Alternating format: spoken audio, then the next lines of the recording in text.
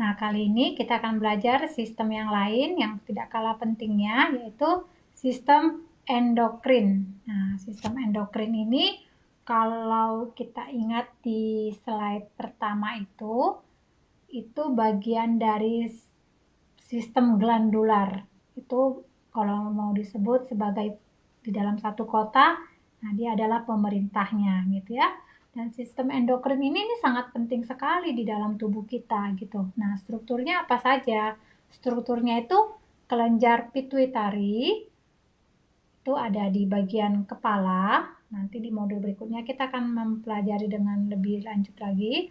Lalu kelenjar pineal juga ada di bagian kepala, bagian otak.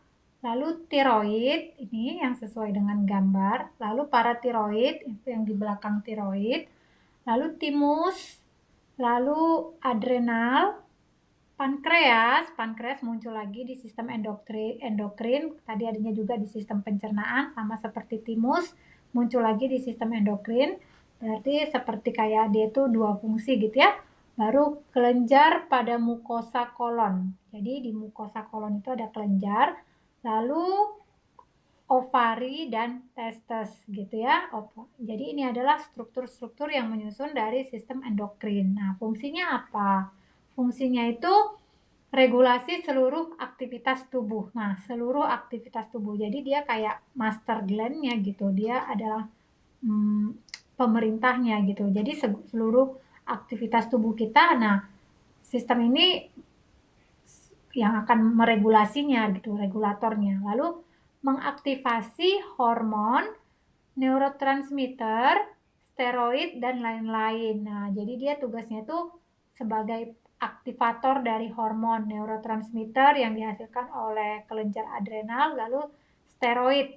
Nah, peserta mungkin familiar dengan kata steroid ya. Kalau kita mungkin ada sakit apa, minum obat steroid atau diinjeksi steroid atau apa gitu. Padahal sebenarnya di dalam tubuh kita itu sudah ada steroid gitu, steroid alami gitu. Tanpa perlu dimasukin lagi steroid yang tidak alami, yang bersifat kimiawi gitu ya. Itu Tuhan sudah ciptakan semua sistem ini dengan sempurna dan sesuai dengan apa yang dibutuhkan oleh tubuh. Tinggal bagaimana kita mengaktifasi apa yang sudah dikasih Tuhan. Lalu sistem ini juga, sistem endokrin ini selain dia meregulasi seluruh tubuh, aktivitas seluruh tubuh, mengaktifasi hormon, lalu neurotransmitter dan steroid, dia juga mempengaruhi aspek emosi dan aspek mental.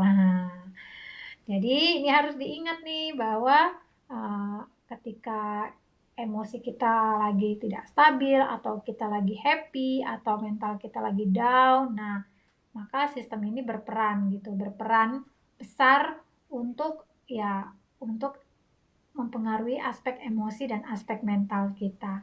Ini dari sistem endokrin.